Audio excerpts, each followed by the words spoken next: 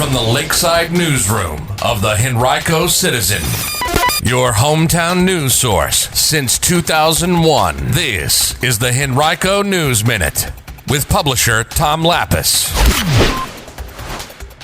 What's on the Henrico School Board's agenda today? We've got details for you. And more good news on the COVID-19 front.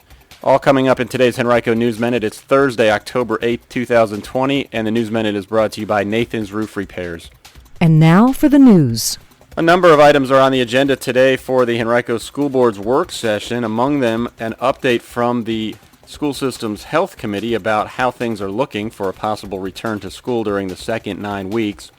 The board will get one more update from the Health Committee October 22nd, and at that meeting is scheduled to vote to decide a course of action for the second 9 weeks of school. Of course, any families who want to keep their students in fully virtual mode will have that right no matter what plan the school board selects.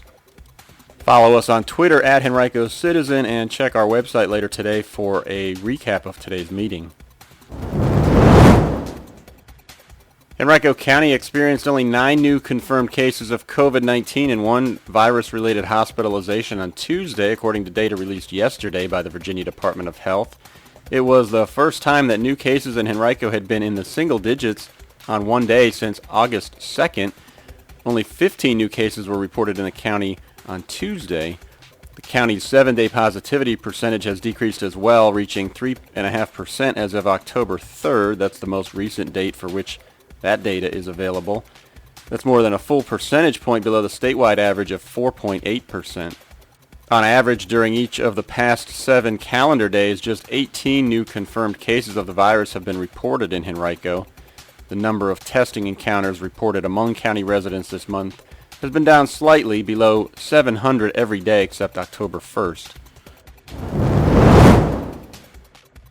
Well, spending on political advertisements for a closely contested congressional race in Central Virginia has exceeded statewide advertising expenditures for the presidential race by nearly $2 million.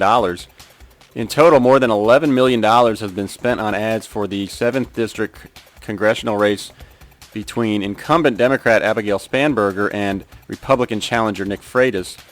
The district includes western Henrico as well as portions of Culpeper, Chesterfield, and Nottoway counties.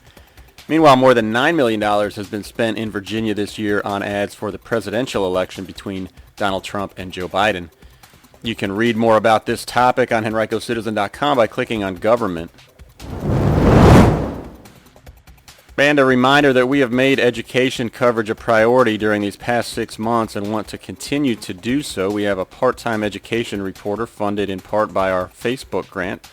As that money comes to a conclusion, though, we're looking to raise additional funds so that we can continue the in-depth coverage that you've come to expect. If you would like to contribute to those efforts, we encourage you to visit our Facebook page, facebook.com/HenricoCitizen1, and consider a tax-deductible contribution to our education fund. It's a program run in partnership with Facebook and the local media foundation, and we sure appreciate your support.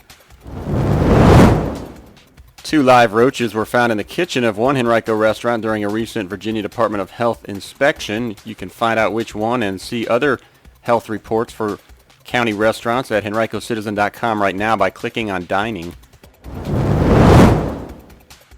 Today's Henrico News Minute has been brought to you by Nathan's Roof Repairs, a small company doing big things. Check them out online at nathansroofrepairs.com or call 273-9200 for a free estimate.